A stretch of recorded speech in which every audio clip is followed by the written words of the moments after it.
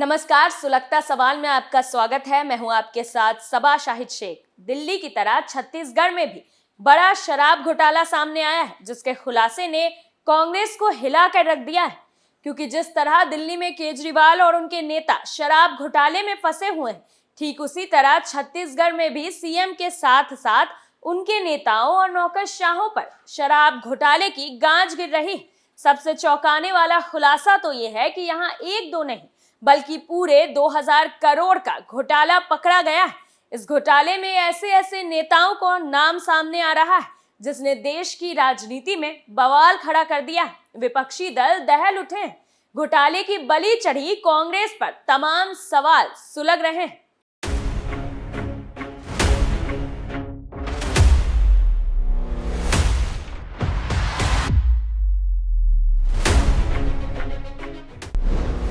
दिल्ली की तरह छत्तीसगढ़ में भी हुआ शराब घोटाला।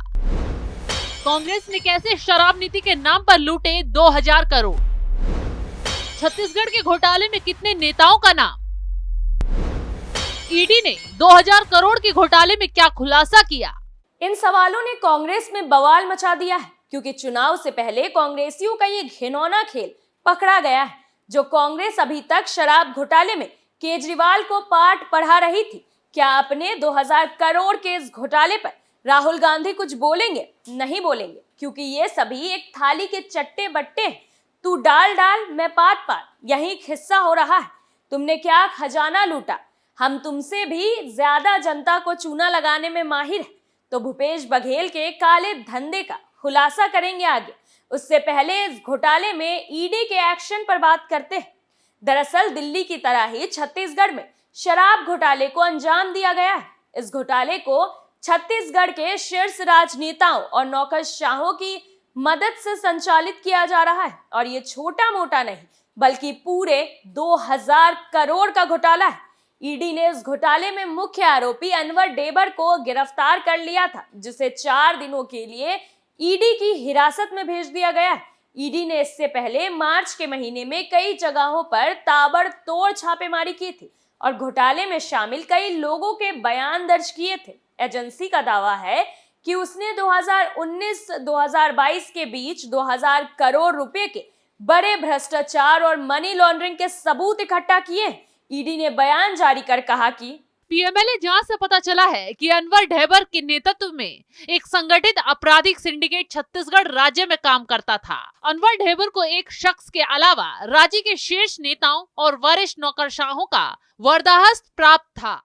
तो जैसे दिल्ली के शराब घोटाले में आपके बड़े बड़े नेता शामिल हैं, वैसे ही छत्तीसगढ़ के इस घोटाले में कांग्रेस के वो नाम शामिल हैं जिनका खुलासा होने तक दिल्ली आला कमान भी हिल जाएगा। अधिकारियों के मुताबिक अनवर ने एक बड़ी साजिश रची और घोटाले को अंजाम देने के लिए लोगों और संस्थाओं का एक व्यापक नेटवर्क तैयार किया। इसका मकसद छत्तीसगढ़ में बेची जाने वाली शराब की हर एक बोतल से अवैध रूप से पैसा इकट्ठा करना था। सूत्रों का कहना है कि कांग्रेस शासित राज्य के कई नौकरशाह और राजनेता भी ईडी के रडार पर हैं। शराब से हासिल होने वाला राजस्व यानी उत्पाद शुल्क राज्य की आय का एक बड़ा सोर्स है।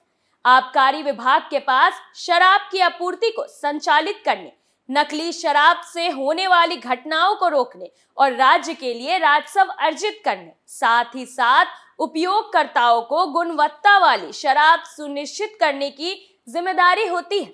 ईडी ने आरोप लगाया था कि उनकी जांच से पता चला है कि अनवर डेबर के नेतृत्व वाला आपराधिक सिंडिकेट इन सभी उद्देश्यों को के उलट काम कर रहा है, यानी नियमों की अनदेखी की जा रही थी। न सिर्फ शराब माफिया अपनी जेब भर रहे थे, बल्कि नेताओं और नौकरशाहों की भी तिजोरी भरी जा रही थी। छत्तीसगढ़ में शराब की खरीद से लेकर खुदरा बिक्री और उपभोक्ता तक शराब व्यापार सभी पहलुओं को राज्य के जरिए नियंत्रित किया जाता है। किसी भी निजी शराब की दुकान की अनुमति नहीं है। सभी 800 शराब की दुकानें राज्य में संचालित है। छत्तीसगढ़ राज्य विपणन निगम लिमिटेड छत्तीसगढ़ में बेची जाने वाली सभी शराब की खरीद को नियंत्रित करता है।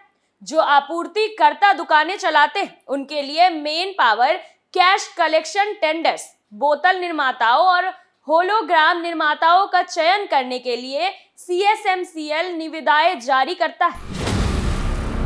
तो इस खेल का असली खिलाड़ी अनवर ही था, जिसमें शराब माफियाओं की पूरी चैन को अपने कब्जे में ले रखा था। ईडी के बयान के मुताबिक राजनीतिक अधिकारियों के समर्थन के साथ अनवर CSMCL के एक कमिश्नर और MD तक पहुंच बनाने में सफल रहा। अनवर ने विकास अग्रवाल उर्फ सुब्बू और अरविंद सिंह जैसे करीबी सहयोगियों को सिस्टम में पहुंच बनाने के लिए काम पर रखा। अनवर ने निजी डिस्टिलर्स FL10A लाइसेंस धारकों, आबकारी विभाग के वरिष्ठ अधिकारियों, जिला स्तर के आबकारी अधिकारियों, man power suppliers, glass bottle maker, hologram maker, cash collection vendor से लेकर शराब के कारोबार की पूरी चेन को नियंत्रित कर लिया और अधिकतम रिश्वत कमीशन वसूलने के लिए इसका लाभ उठाया। कई अन्य हितधारकों को भी इस प्रक्रिया में अवैध रूप से लाभ हुआ। तो कुल मिलाकर घोटाले के 3 पैटर्न हैं। पहला पैटर्न, ईडी ने कथित तौर पर पाया कि 3 अलग अलग पैटर्न में सिंडिकेट राज्य में चल रहा था, जिसमें पहला पैटर्न था कि CSMCL के जरिए जो खरीदारी की गई उसके आपूर्तिकर्ताओं से सिंडिकेट के जरिए 75 से 150 रुपए प्रति केस यानी शराब के प्रकार के आधार पर कमीशन लिया गया था। इसके साथ ही दूसरा पैटर्न ये था कि अनवर अन्य लोगों के साथ षड्यंत्र रचकर बेहिसाब देशी शराब बनवाकर सरकारी दुकानों के माध्यम से बेचने लगा। इस तरह वो राजकोष में 1 रुपया भी जमा किए बिना बिक्री की पूरी कमाई अपने पास रख सकते थे। डुप्लीकेट होलोग्राम दिए गए, नकली बोतलें नकद में खरीदी गई। राज्य के गोदामों से गुजरते हुए शराब को डिस्टिलर से सीधे दुकानों तक पहुंचाया जाता था। अवैध शराब बेचने के लिए मैन पावर को प्रशिक्षित किया गया था। पूरी बिक्री नकद में की गई थी। पूरी बिक्री का कोई लेखा जोखा नहीं था।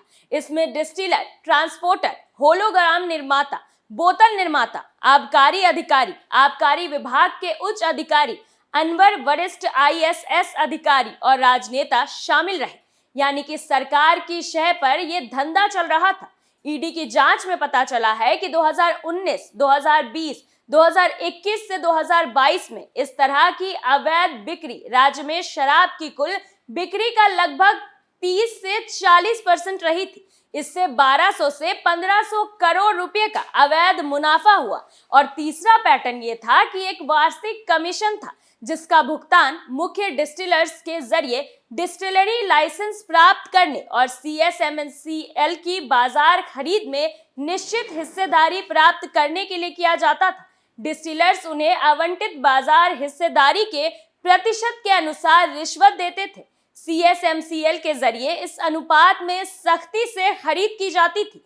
विदेशी शराब आपूर्तिकर्ताओं से FL10A लाइसेंस धारकों से कमीशन भी वसूला गया। ये लाइसेंस अनवर के सहयोगियों को दिए गए थे। अधिकारियों ने बताया है कि ऐसा अनुमान है कि 2019 से 2022 तक की छोटी अवधि में सिंडिकेट के जरिए कुल 2000 करोड़ रुपए कमाए गए।